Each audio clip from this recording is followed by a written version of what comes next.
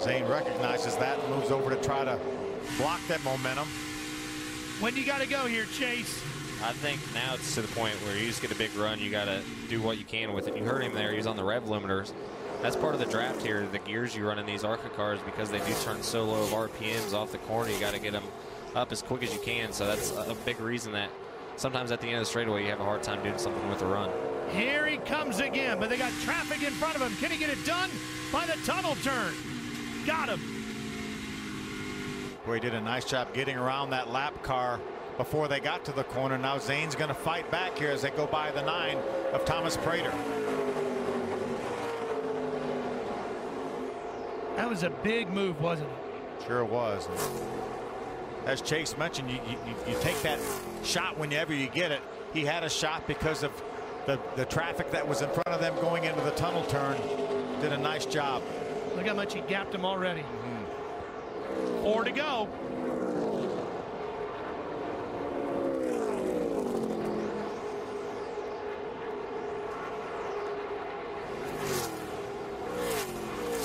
Here's the 41, running in 4th place. Absolutely dominated the first half of this one. Gonna be pretty frustrated when this is over. Yeah, you see him open up about a second gap over the 5th place car, Sargent. We thought Sargent was going to, Sargent did chase him down, thought he was going to be able to get by. Got a little bit tight behind the 41 Agrala. Now Sargent, with 4 laps to go, is about a second behind that 4th place car.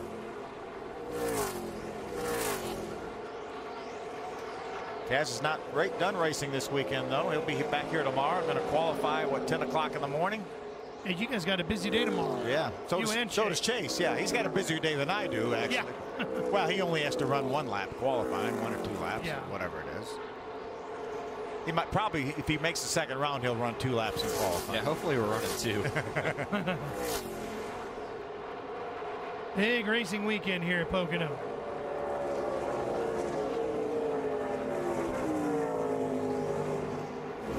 Here's Sargent in that 77 in 5th. Hoping he was going to get those 5 more points, but it's looking tough now with just 3 to go. As we mentioned, Terrios stuck back there in the 8th spot. Not going to go anywhere here with 3 to go. Looks like Sargent struggling a little bit. Now he's lost some more ground to Casgrala. There's your race leader. Less than a second, almost half a second between Haley and Herbst with 2 to go. Pretty impressive effort by this Mason Mitchell Motorsports team, though. Kevin Reed, the crew chief. Justin Haley jumps in this car kind of the last minute, they were telling me, and they put a car under him capable of going to victory lane. But is that Riley Herbst right there? Riley Herbst right there, Phil. And he is closing in. The June winner is going to make a race out of this to the finish. We got a little less than a lap and a half to go, and Haley, his mirrors are full of the black 18. Where did he come from? Man, Herbst is on the move. On board that UFC Gym onboard camera, down that front straightaway. Here we go. Final lap here at Pocono. Can Herbst pull this off? He started in 4th.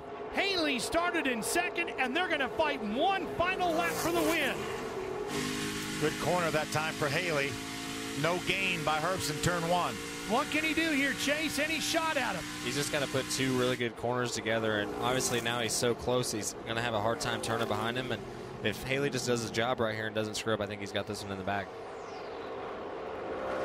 Can't make any mistakes on this final lap, but what a run, whether he wins it or not, by Riley Herbst to close in to make a battle out of it for the win. Here they come onto the front straightaway. And Haley's going to hold him off and take the win here at Pocono. What a great run, though, by Riley Herbst to make a tremendous battle on that final lap.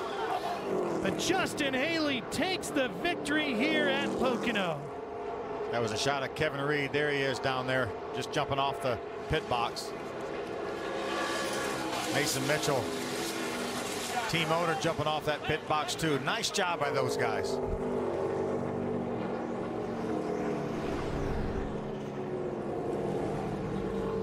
So Haley shows up at Talladega, gets a win, shows up at Pocono, gets a win. Pretty good. Yeah. I know he's had to have learned a lot for tomorrow's truck race as well. Let's go down to Jim. Kevin Reed kept his emotions in check, but when this man wins, you know how to celebrate with this team. You guys worked your tails off from Wednesday to now. You had a driver that put you in victory lane. From Monday to now, we went to Winchester on Monday to test after ORP. We blew up lap 1 on the racetrack. We put all our That's got our owner, Mason Mitchell. We put all our short track brakes on this car, short track spring shocks, and ran our test that day to get our driver in for the test there. Come back home, drove home all night long, switched the car back over for Pocono, and it's been badass since we got here. These guys, they're just awesome. Kevin Reed, a winning crew chief for at least the second time here at Pocono. He won with Chad Hockenbauer 2 years ago, an improbable victory. Today, they showed speed throughout, and man, they're pulling a victory lane with Justin Haley.